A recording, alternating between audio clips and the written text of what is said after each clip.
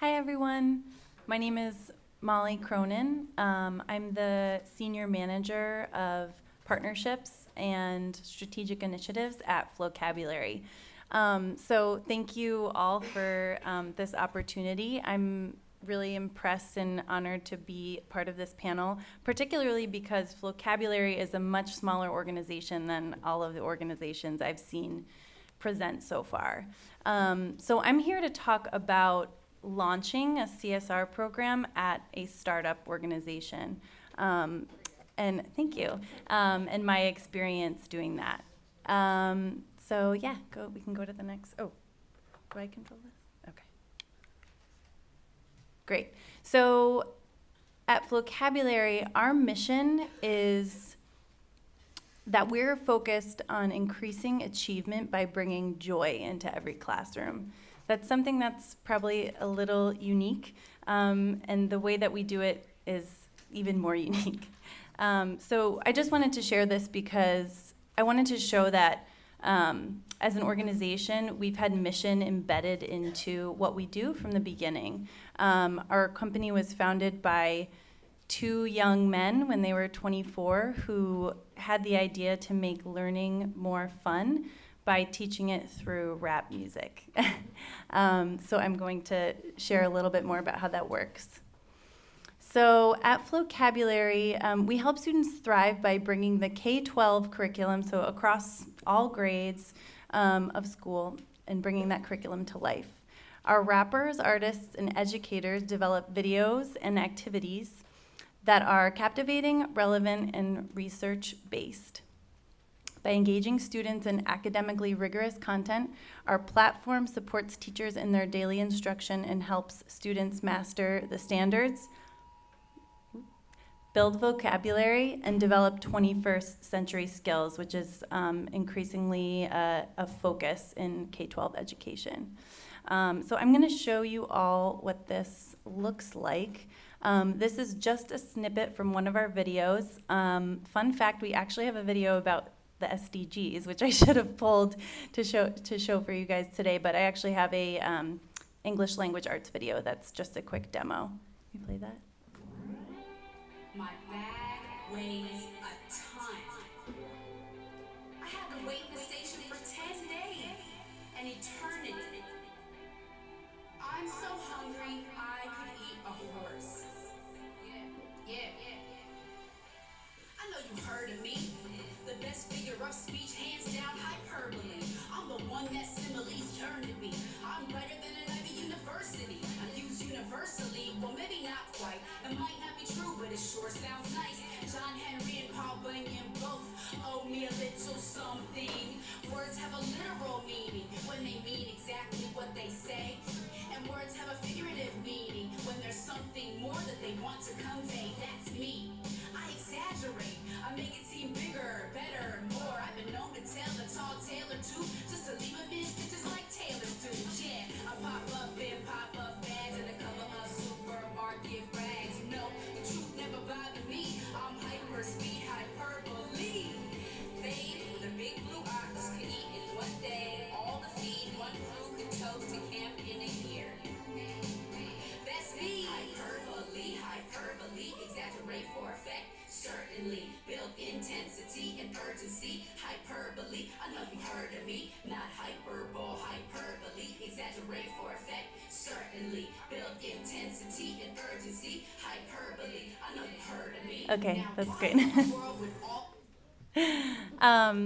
So we have over 1,000 lessons on a range of different topics, and that was just one to illustrate the language arts principle of hyperbole. So we've had kind of a long CSR journey. I started at the company 4 years ago, and we launched as we're a subscription-based service, so we're sort of like a Netflix for the classroom. So we started that online platform in 2011, so I joined in 2014. And really since that time, we were trying to figure out how we were going to develop a concerted CSR strategy. And I would say that for the most part, all of our attempts failed over 3 years. And I would say that was probably because we made we tried to make CSR programs that were too operationally heavy. They were sort of, they weren't well staffed, and they just were too hard to actually maintain. So I'm going to share what we ended up choosing to do for our CSR programs and then how we were able to make those work. So last year, we decided to roll out some new programs, and in order to do that, we set some pretty broad objectives for CSR. The first was to get Flocabulary into the hands of most students as we could that were students in need and bring joy into difficult learning environments. And we sort of brainstormed what we meant for difficult learning environments as schools that have low resources.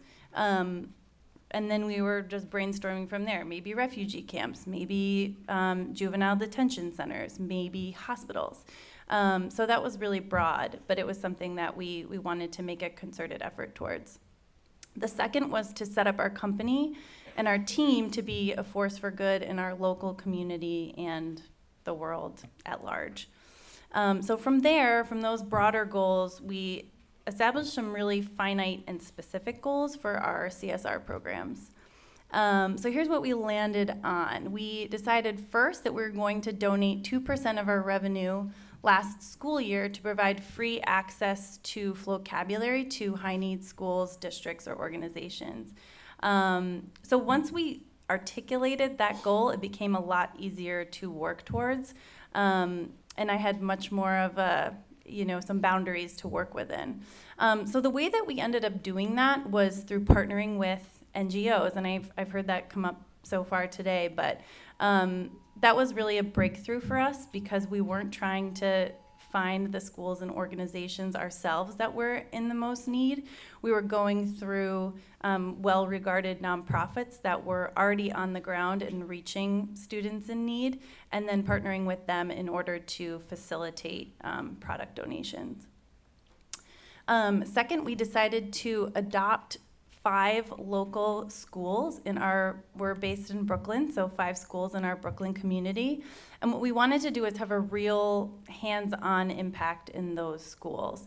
And one of the things that's really popular in education right now is giving students a snapshot into what the working world is really like. That goes back to developing 21st century skills.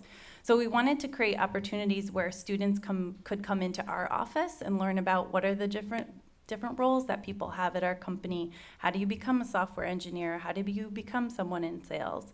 And we also, for our own internal morale and also research needs, we set up initiatives to go visit those schools and sit in on lessons as well. So that's really a program that functions to support both us and the schools that we're working with. We also do volunteer projects with those schools too. And then finally, we set up a small fund. I'm sure it's much smaller than some of our large corporate friends here, but we established a corporate donation match program for our staff so that they could support NGOs that they had a particular passion in, and we would contribute to those as well. Oh, great. Okay. So I just wanted to, sorry about that. My formatting didn't exactly work super well, but I wanted to share what worked for us as far as getting our CSR programs off the ground. So the first thing was to get buy-in from the highest level. Our co-founders really decided one day, okay, let's get together and establish what our CSR goals are, what programs we're going to do to meet those goals, and then we're going to roll it out to everyone. And I think that was really, really essential into making our CSR programs work. So if anyone is working with startup organizations, I would just say make sure that you have someone in leadership, CEO, or someone else at the high level that's really bought in and is willing to champion the CSR programs across the organization. The second thing that that I learned through this experience and finally establishing CSR programs that worked was to articulate very specific goals and make them small enough to keep the momentum going. I think a key to having having us be able to deliver on CSR programs was the fact that they were attainable. And then finally, we were able to leverage the expertise and reach of nonprofit partners, and I've just highlighted two of them here. Turnaround Arts, which is a national nonprofit based in DC, and Donors Choose, which is a really popular organization in the K-12 space. And that's it. Thank you so much.